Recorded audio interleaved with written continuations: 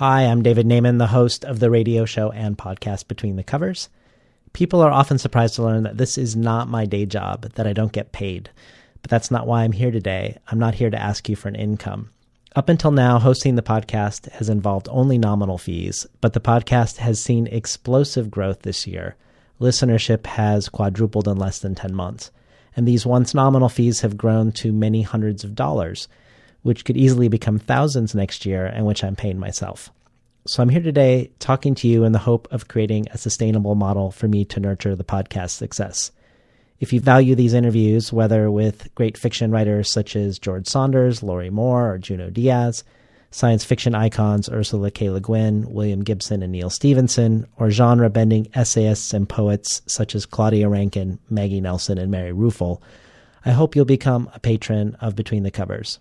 Your per-episode contribution would be your way to participate in the show's long-term health. Please take a moment and either go to Patreon, patreon.com/betweenthecovers, or to davidnaiman.com/support, and give your support. And enjoy today's program.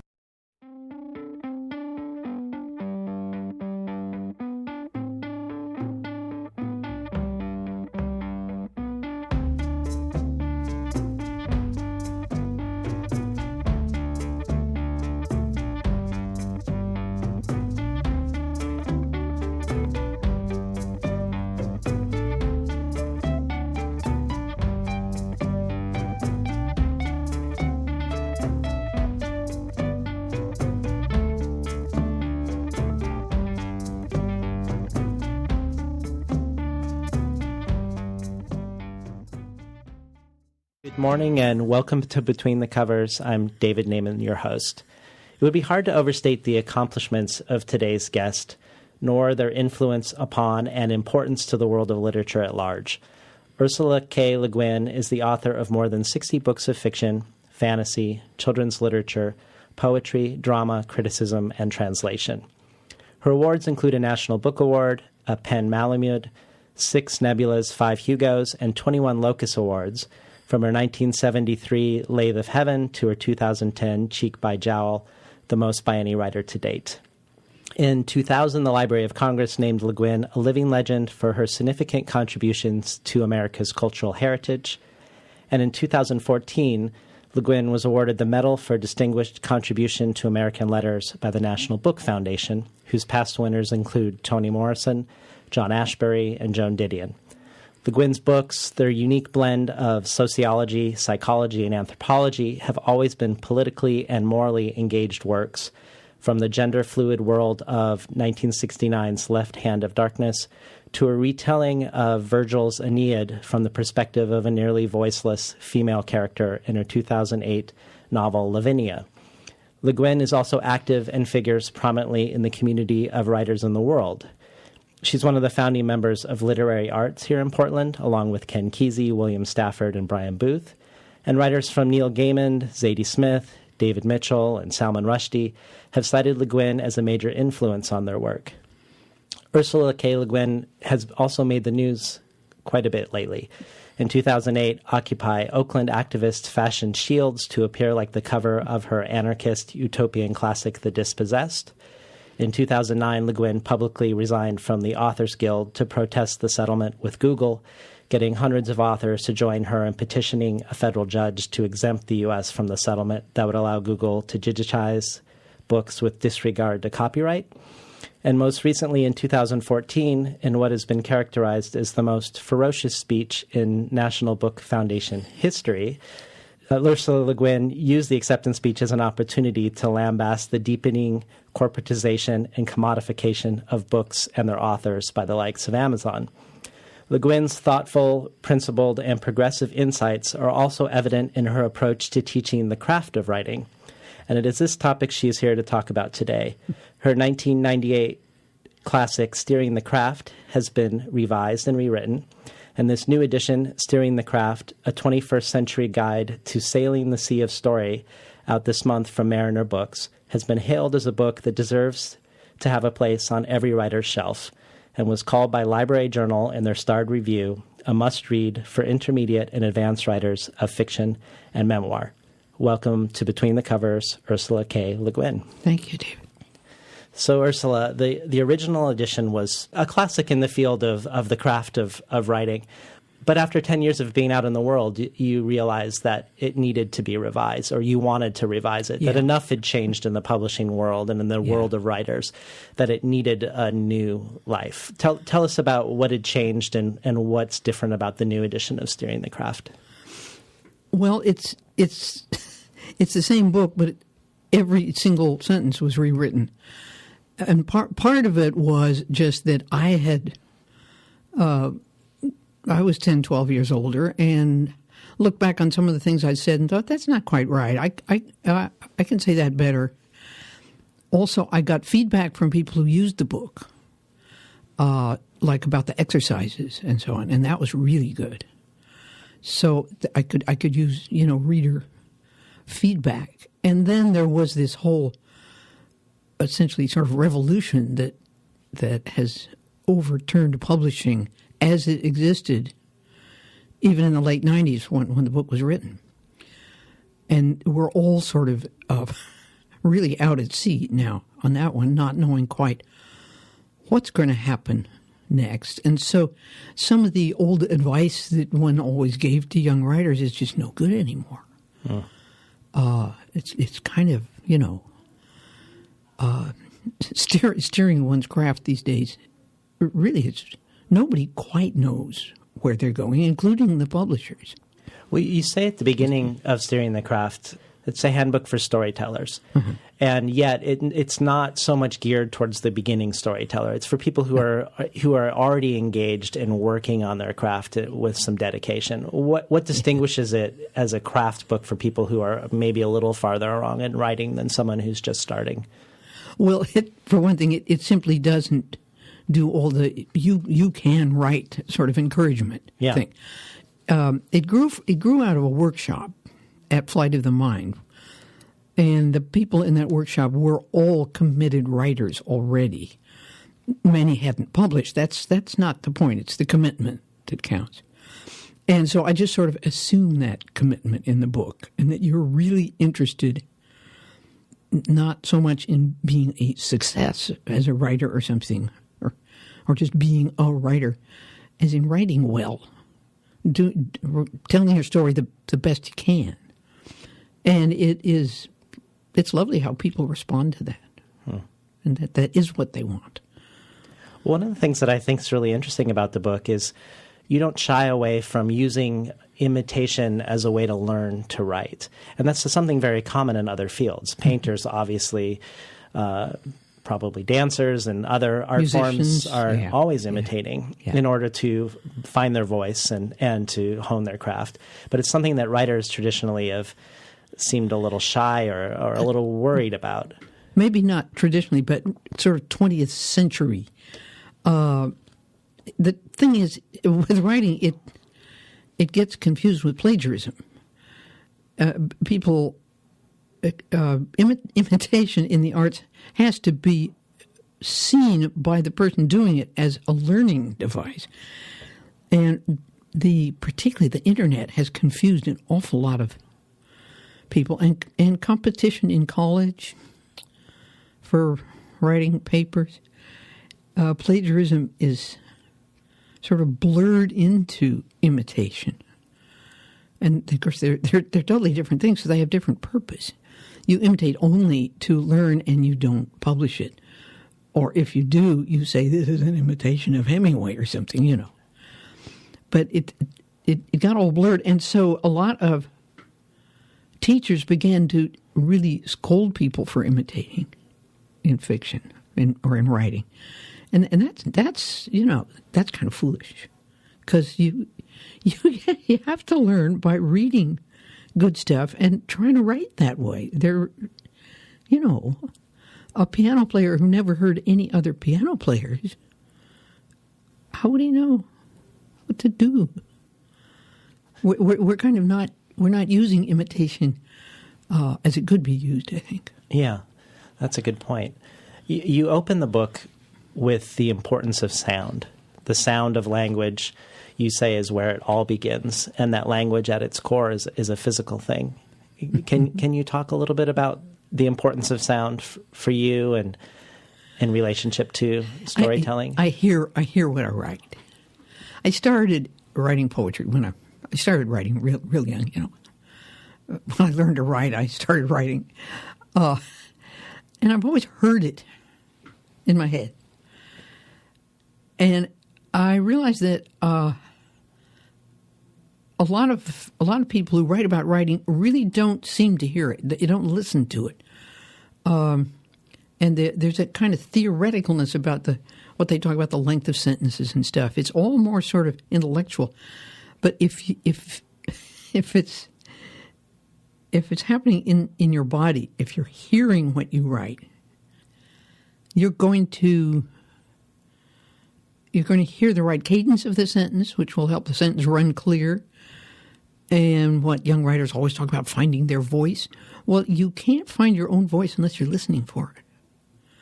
And the sound of your writing may be leading you into something that I think most of our teaching of writing kind of ignores it. Except maybe when people read poetry. And then they listen to the sound of it. But prose, they forget that, there's prose that goes clunk, clunk, clunk. There's an awful lot of it.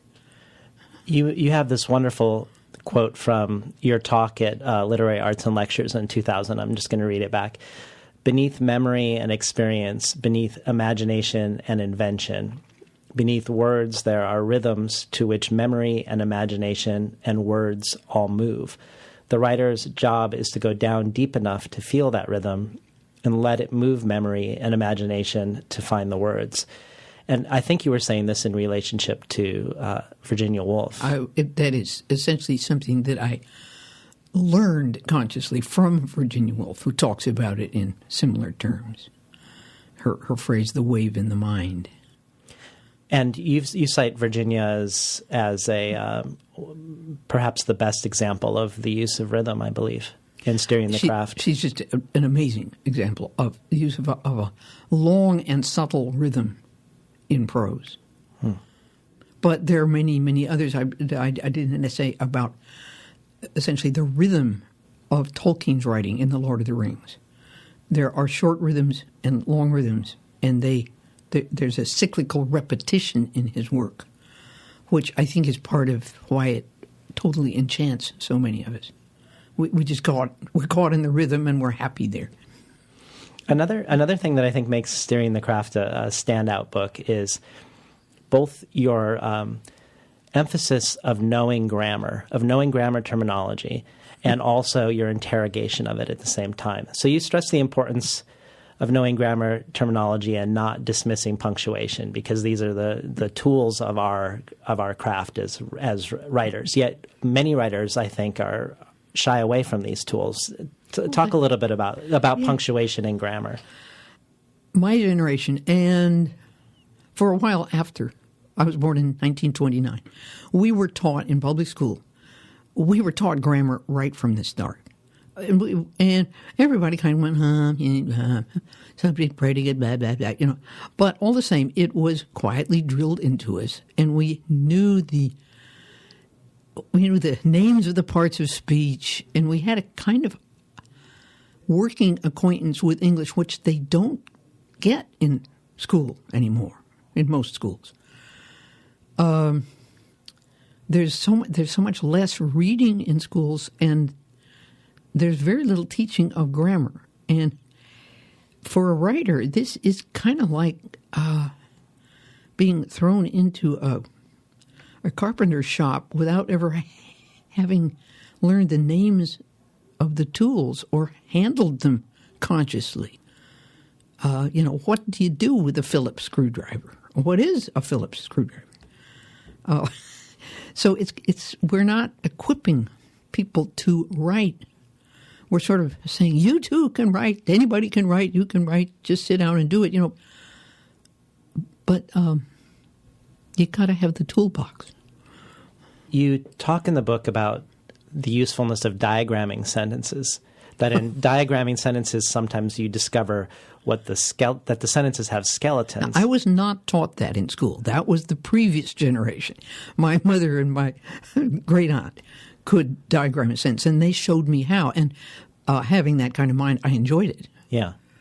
And it is, for anybody who has that kind of mind, it's illuminating just to see. It is kind of like drawing the skeleton of a horse.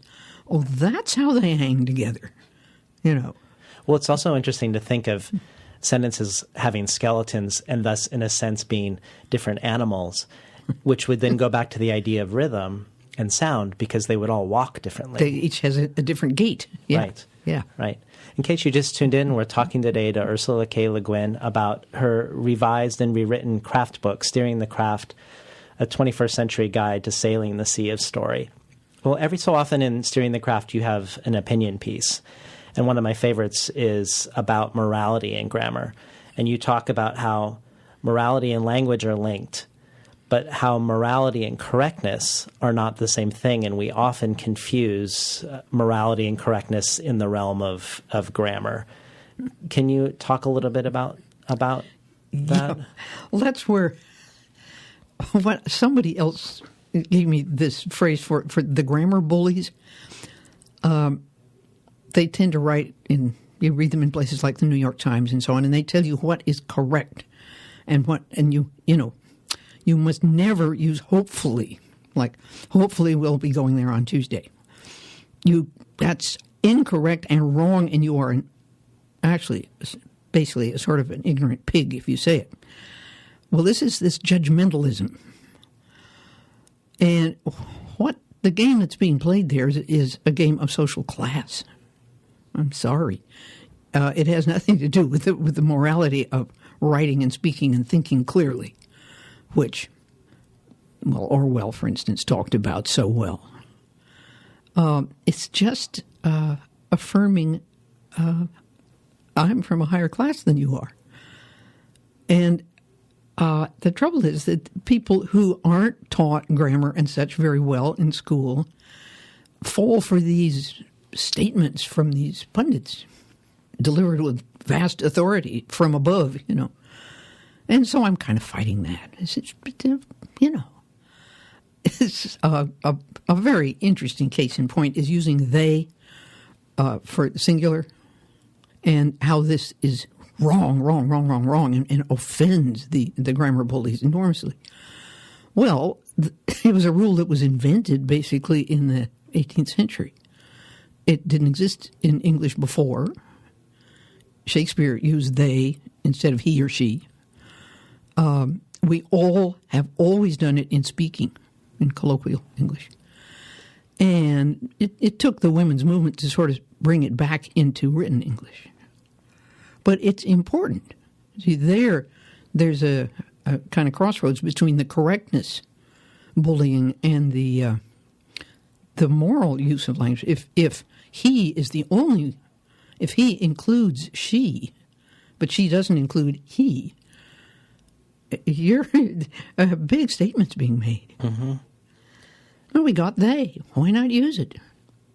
Well, this difference between grammatical correctness and the way language engages moral questions is interesting. It raises. It reminds me of this quote that you've said: "We can't restructure society without restructuring the English language." So essentially, the battle is at the sentence level as much as it is in the world. Oh yeah, and that again.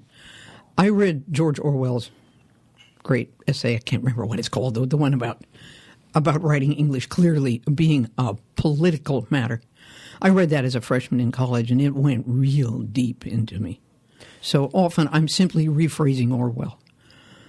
Well, and it's reflected in your work as well. Like I think of The Dispossessed, which is the novel about an anarchist utopia, and there's no property, but there's also no possessive pronouns. So there's a way in which the world and the language of the world are reflecting back in a sort of unison.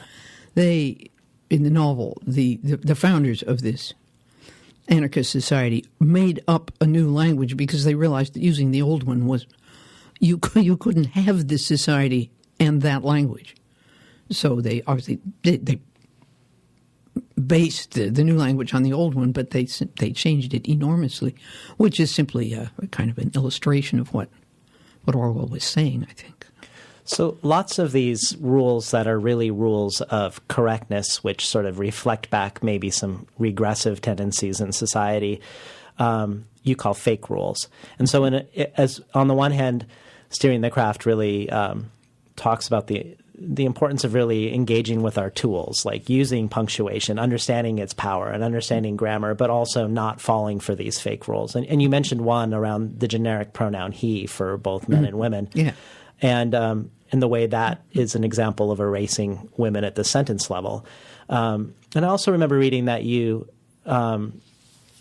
if you could rewrite Left Hand of Darkness, your book that is way ahead of its time and about gender fluidity, you would make some different changes on the sentence level. Is that true? Would you make some changes around the use of pronouns? And obviously, it's unsatisfactory to call these genderless people he all the way through the book, as I do, unless one of them goes into Kemmer and has gender, and then it becomes genuinely he or she. You cannot use they that way. That would be totally confusing. And made-up pronouns drive me mad. When the book, soon after the book was written, particularly in the 80s, there were several books written with made-up pronouns. And I just can't do that to English. But what do you do? I've tried this and that. I rewrote a short story and a chapter of Left Hand of Darkness, simply making everybody she instead of he. And it's very interesting to read it after having read the he version, But it's not right either, because they aren't she. They're they. But we can't do it. So I just envy the Finnish, and I think that the Japanese, at least in some respects, can speak genderlessly. Mm-hmm. And so I'm just envious. Yeah. Well, to look at this micro and macro issue, if we're looking at changing language and changing society, you've also raised concerns about the ways in which women writers get disappeared from the conversation, particularly when it comes to entering or not entering the canon. And I think in one conversation someone asked you for examples, and you had mentioned Grace Paley, if I remember, as a possible person who may be sliding out of the conversation. I fear for Grace's reputation because it happens so often that a writer who's very much admired but never was not really bestseller famous, that however admired by many critics and all that, she just slides out of sight so fast, and the place is filled by a man. Well, no man could possibly fill Grace Paley's place because she wrote extraordinarily much as a woman. And that may be part of the problem. I don't know. It was interesting. When I had Jo Walton on the show, we engaged this conversation, and she was saying, it's difficult in any given moment to know often it's difficult in any given moment to know when sexism's happening. But if you step back and look at the way the canon is formed, say, in science fiction and fantasy, she said, let's look at William Gibson when he wrote Neuromancer, won the Hugo and many other awards. And around the same time, C.J. Cherryh also won the Hugo, I think the year before, seemed to be informing the conversation, won a Hugo again 6 or 7 years later, seemed just as successful. And now you look back and Gibson's in the canon, and a lot of people are, who's C.J. Cherryh? That's true. I hadn't really thought about it. Why hasn't she been reprinted? Why isn't she talked about? There is something slightly mysterious about this. I mean, it's not always just simple sort of male prejudice. There is something else at work about how men work together without women. And I don't know. I can't take that any further. Yeah. In case you just tuned in, we're talking today to Ursula K. Le Guin about her revised and rewritten craft book for writers, Steering the Craft, a 21st Century Guide to Sailing the Sea of Story. Well, you've been an outspoken critic, Ursula, of the continued commodification of books and the commodification of the authors of the books, and how sales departments are taking over from editorial. So a lot of the choices in how a book ends up being shaped and changed are less about art and more about commerce. In a way, I feel like Steering the Craft plays a subtle role that pushes back against that, in the sense that it really expands the way literature can be viewed, not just in terms of what's in vogue. So you're not against the choices that are in vogue necessarily, but you try to expand the conversation when there's a popular choice such as present tense or very short sentences. You both look at the limitations of those choices, but give plenty of examples of long histories of other choices. Would you say that's true? Yeah, it's there are advantages and disadvantages to living a very long time, as I have. But one of them is you can't help getting a long view. You've just seen it. You've seen it come and seen it go. And you can recognize a sort of trendy thing that is being announced as the absolute way you must write. And, it's fairly visibly, well, that's the way to write right now if you want to sell right now to a right now editor. But there is also the long run. And I guess my book kind of stands for the long run in writing rather than the short term. Instant salability. Right. I really loved your discussion of the costs and benefits, the trade-off between past tense and present tense. And obviously a lot of people are writing more recently in the present tense, and the past tense has a much longer history. But you talk about the way the past allows for a referring back and forth in time and space that is more mimicking the way our minds and our memories work. Yeah, and is particularly connected to telling a big story, a story with some real depth. That is one of the major issues that I really wanted to rewrite the first edition of Steering the Craft, was that point particularly, which I had sort of sounded off on and thought about a lot. I was a bit snarky about. And it's a very complicated issue. Obviously, present tense has certain uses that are just it's wonderful for, but it is kind of being adopted blindly as the only way to tell a story by young people who haven't read very much. And I'm just kind of saying, it's one way to tell a story, but it's not a very good way to tell certain stories. It can be extremely limiting. I call it flashlight focus. Mm-hmm. Well, for sure. You see a spot ahead of you, and it's kind of dark all around it, and that's great for high suspense, high drama, cut to the chase writing. That's terrific. But if you want to tell a big, long story, well, I've been reading Elena Ferrante.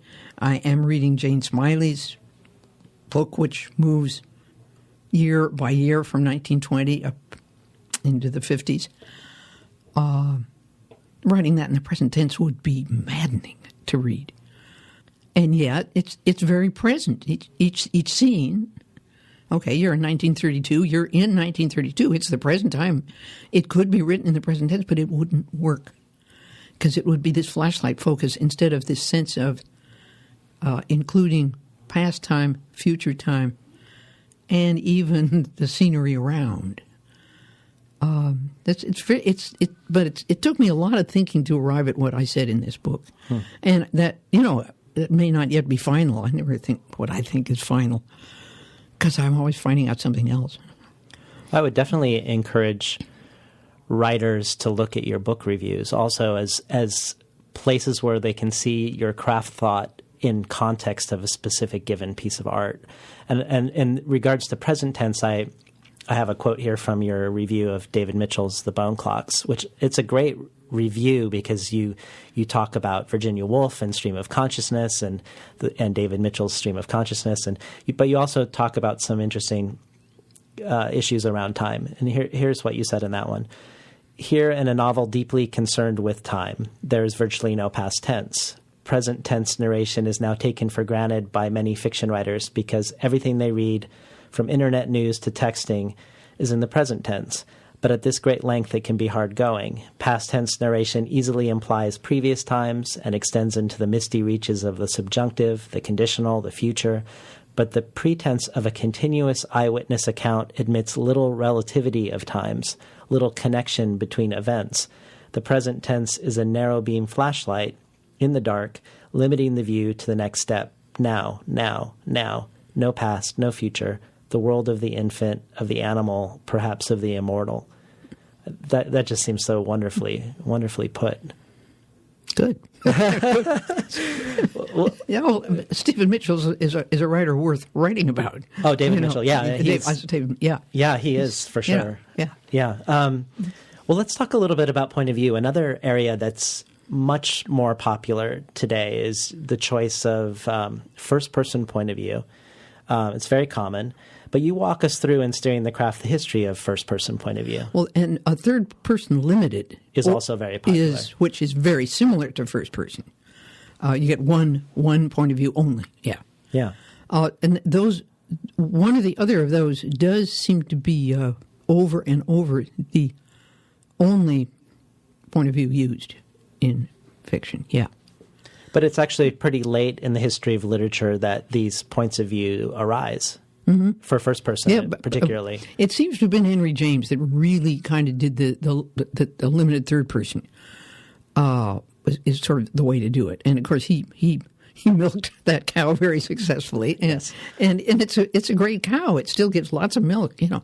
It's just that, again, I think young writers kind of get told, and then what they read, if they read only contemporary stuff, they don't realize that there are... that point of view in a story is very important in that it can be very movable. And there's where I, of course, suggest reading people like Virginia Woolf, like in To the Lighthouse, to see what she does by moving from mind to mind. Or to read Tolstoy's War and Peace, for goodness sakes. Wow. You know, he'd slide from one point of view to another without your knowing that you've changed point of view consciously. I mean, he does it so gracefully. You know where you are. You know whose eyes you're seeing through. But you don't have any sense of being jerked from place to place. That's mastery of a craft. And that example is a good one of how Steering the Craft puts omniscient point of view as a legitimate choice on the table. Any of us who grew up reading 19th century fiction or 18th century fiction are perfectly at home with what's called omniscient. I call it authorial because omniscient sounds judgmental to me. Oh, the author is omniscient and that's not good, you know. And, it's used that way. So all it means is that the author, after all, the author is the author of all these characters. The maker, the inventor, in fact, all the characters are the author, if you come right down to the honest truth of it.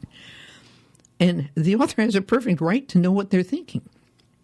If the author doesn't tell you what they're thinking, why?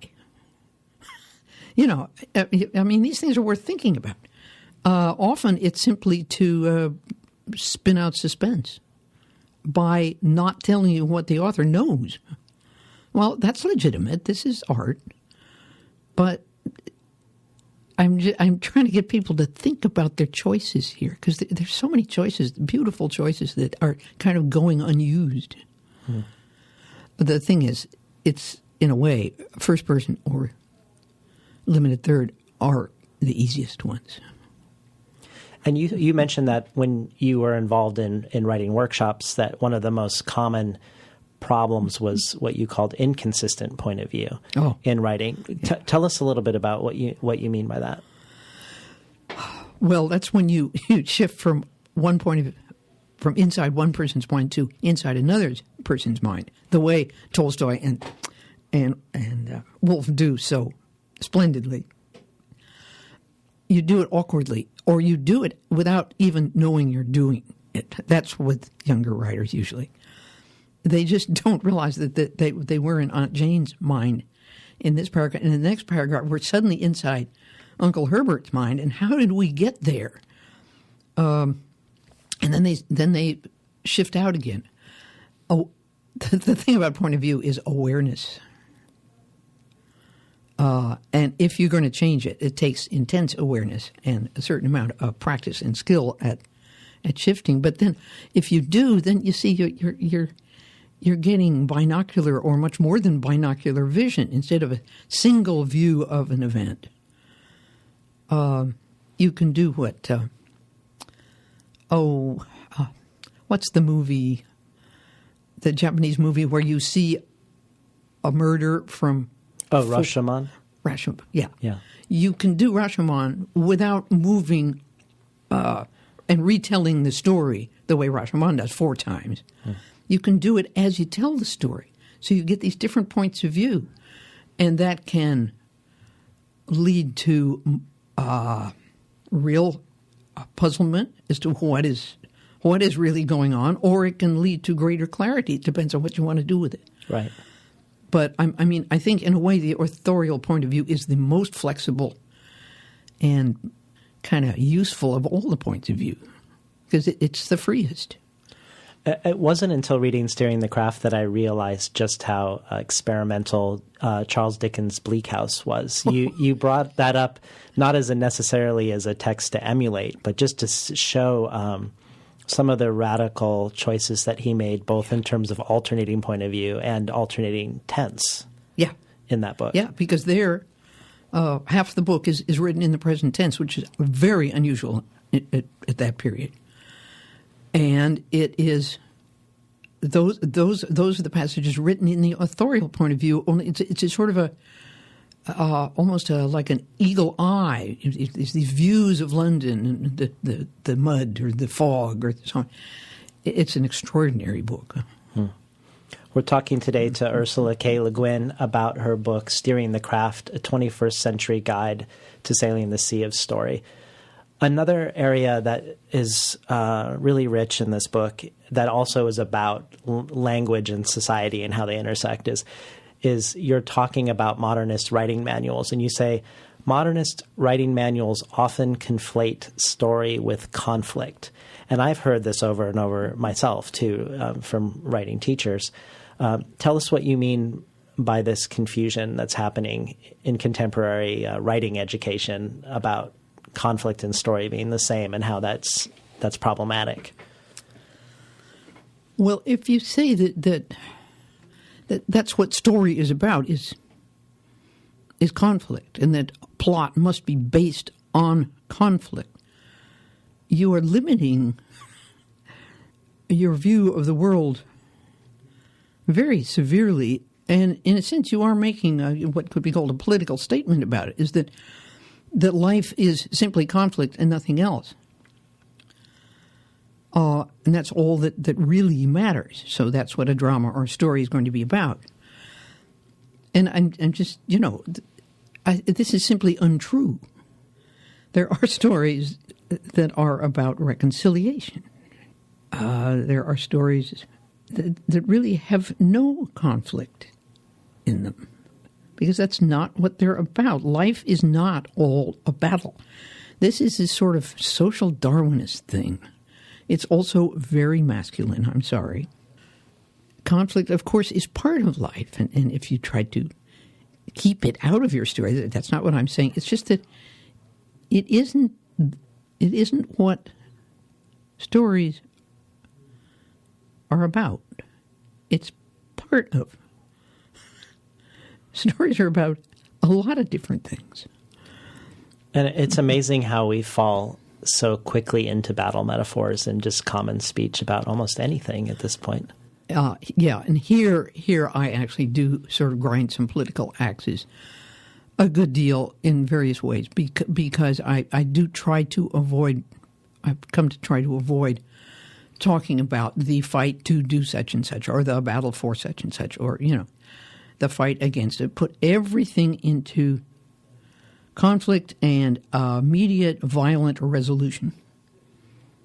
Because I do not see that existence works that way. I'm trying to think if Lao Tzu, from whom I learned a great deal, the Tao Te Ching, I'm trying to think what he says about conflict. He tends to sort of reduce it to the battlefield. The conflict belongs on the battlefield. But the conduct of life may not involve it at all. Anyway, this kind of preaching that story is conflict. And where's the conflict in your story? This needs some thinking about. And that even is raised in your very positive review of Salman Rushdie's latest book, where you raise the concern that the dark genie, the destructive forces, are intertwined inextrically with creativity. That's the very end of the book. There's this sort of this suggestion that if we aren't forever at war, we will be peaceable and boring and dull and not do anything. Which, all I can say is that's not my experience of war and peace. I was a kid during the Second World War, and a period of all-out war like that is not a period in which creativity gets much play. Coming out from that war was like coming out of a very dark place into an open world where, oh my God, you can do something else besides think about the war and the war effort and fight. Our American adoration of battle has gone pretty far and really needs some rethinking. Well, on another subject, I wanted to say you've been a defender of science fiction and fantasy, but I find myself, I don't know if that's a battle metaphor itself, but you've been definitely an advocate of science fiction and fantasy being just as much literature as realist or mimetic fiction or memoir. And at one time you even said fake realism is the escapism of our time, which I think is such a great quote. But could you walk us through, I don't remember what talk I was listening to of yours, but some of the lineage for fantasy. You'd gone back to the Mahabharata and the Beowulf and... I was kind of sort of saying that possibly the oldest form of literature is fantastic. Mm-hmm. I mean, it begins in myths and legends and hero stories, stories of discovery and so on. Some are real, but they tend to get imaginified more and more and to become fantastic. And so you get the Odyssey or something. I think that battle, if it's a battle, that whole thing of reading genre fiction out of literature, I think that's done with. It's hard for me to stop talking in those terms because it was such a long struggle to argue that no, genre is literature just as much as The Grapes of Wrath is.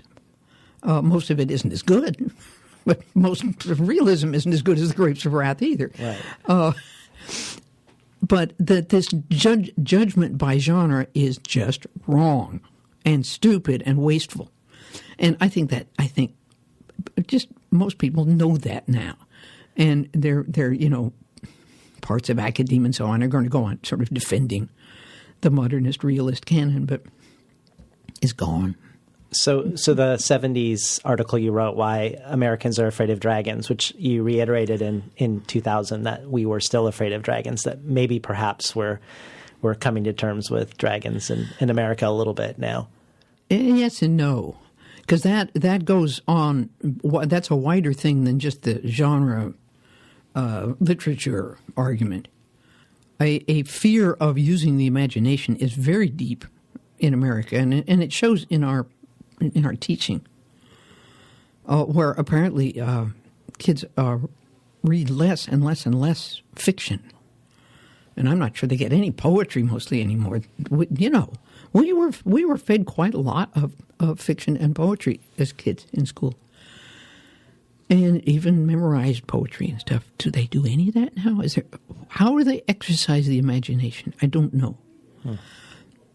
But so I shouldn't talk about it because I don't know.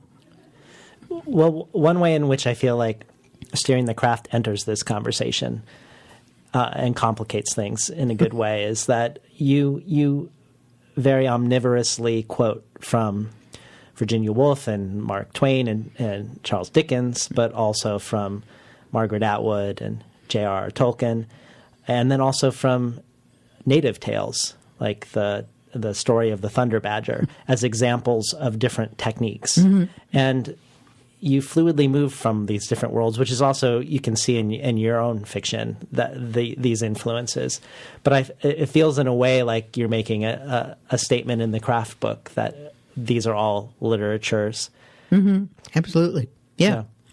And I think both in this book and I find, I'm doing this sort of workshop in narrative fiction at Bookview Cafe online.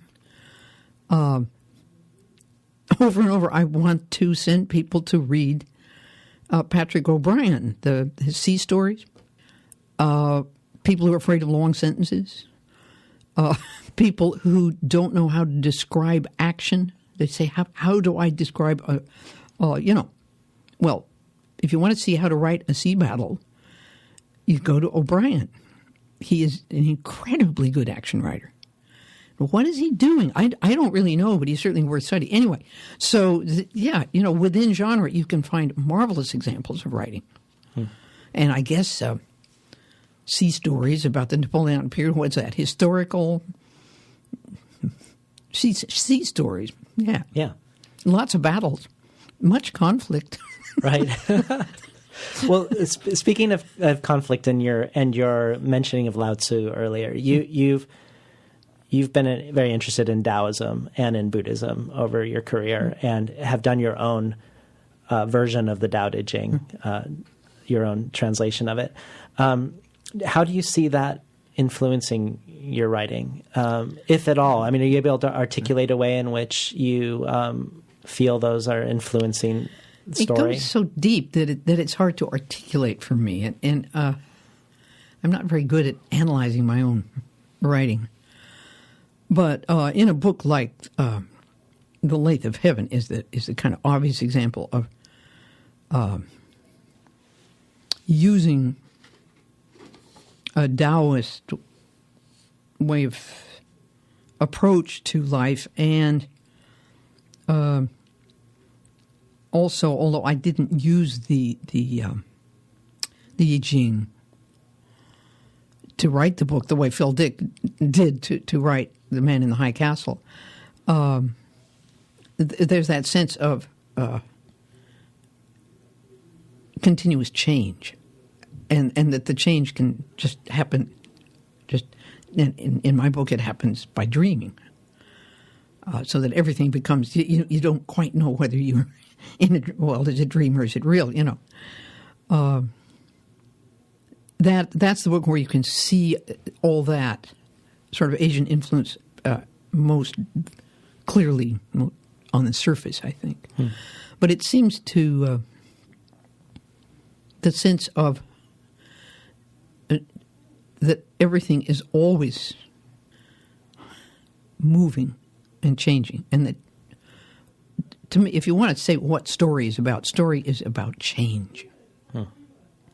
Well, I may be reading too much into this quote, but I wondered if this felt to me like it evokes something from Buddhist philosophy, perhaps, around the relationship of self to art. You say that some people see art as a matter of control. I see it mostly as a matter of self-control. It's like this: in me, there's a story that wants to be told. It is my end. I am its means. if I can keep myself, my ego, my wishes and opinions, my mental junk out of the way and find the focus of the story and follow the story will tell itself.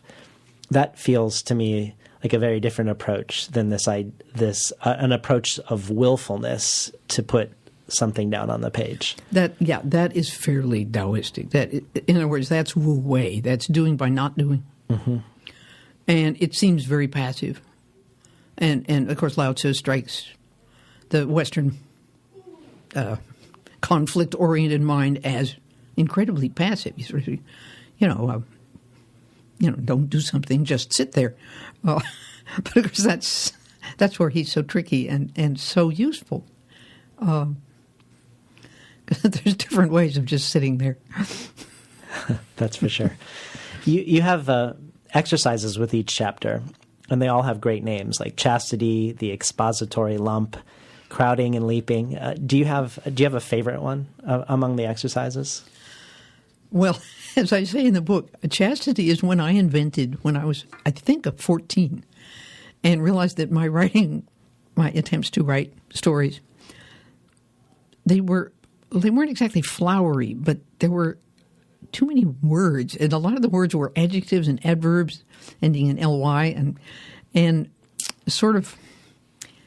So I deliberately tried to write a whole page of narrative without any adjectives or adverbs at all, and it gets very tough because it's words like only or then. They're kind of adverbial. So sometimes you can't cut them all out, but you can certainly cut out all the ly words and all the lovely, rich, juicy adjectives. And you end up with a very chaste, plain piece of prose, which sometimes you think, oh, wow, because you have to put all that into the verbs and the nouns, it gets actually stronger and richer. So it just is, and it is the exercise. I think I've used it in almost every workshop I ever taught, and people just hate it. but they don't hate it as bad as they hate the last one, which is where you take a piece of your writing and cut it in half. And that means to leave it saying the same things, but with half as many words. Right. And that one is like, ew. But it's very useful. You mentioned that you just recently started an online writing engagement with writers. And also, I'm wondering if maybe your own personal biography could be a source of inspiration for people who are reading Steering the Craft and trying to find their feet as writers. That at least tell me if I'm wrong, but it took you quite a while at the beginning of writing and submitting before you saw any actual tangible success. Could you talk about that period, how long it was, what you were doing, and the lack of success before the success? Yeah. Yes, I'm finding that in doing this little workshop thing, that it probably is useful for me now at the end of my career to tell people some of what I went through. It seems sort of egoistic, but I think it is of real interest and value to them to know, the setbacks and the awful self-doubts that I think most writers go through. Because so many of them are plagued by, doubt that they really can do it. And God knows I was all through. And starting out, I was able to place some poems every now and then in little tiny poetry magazines, with 8 or 9 readers. But at least you're in print. But I couldn't sell any fiction for, I think, it must have been 6 or 7 years that I was more or less methodically sending out short stories and writing novels and trying to place them. And got nowhere. Got lots of nice rejection letters. And the fact is, I was very committed to being a writer, to my writing, and I had a kind of self-confidence or arrogance that carried me through. I know that. I am going to do it, and I'm going to do it my way. And I stuck to that, and bang, finally I broke through. I sold 2 stories in 1 week, one to a commercial magazine, one to a little literary magazine. And it is funny how that even the little crack, the door opens like that. It seems like it's open, and then up again. And it, of course, it guides you as a writer to know where to submit your work from that. I realized that fantasy and science fiction could read my stories and not say, "What is this?" It's fantasy or science fiction or something like that. We'll publish it. There was an open mind there that I hadn't met, because I always was a little bit tending towards the slightly unrealistic. I placed my story in an invented country or something like that. Mm-hmm.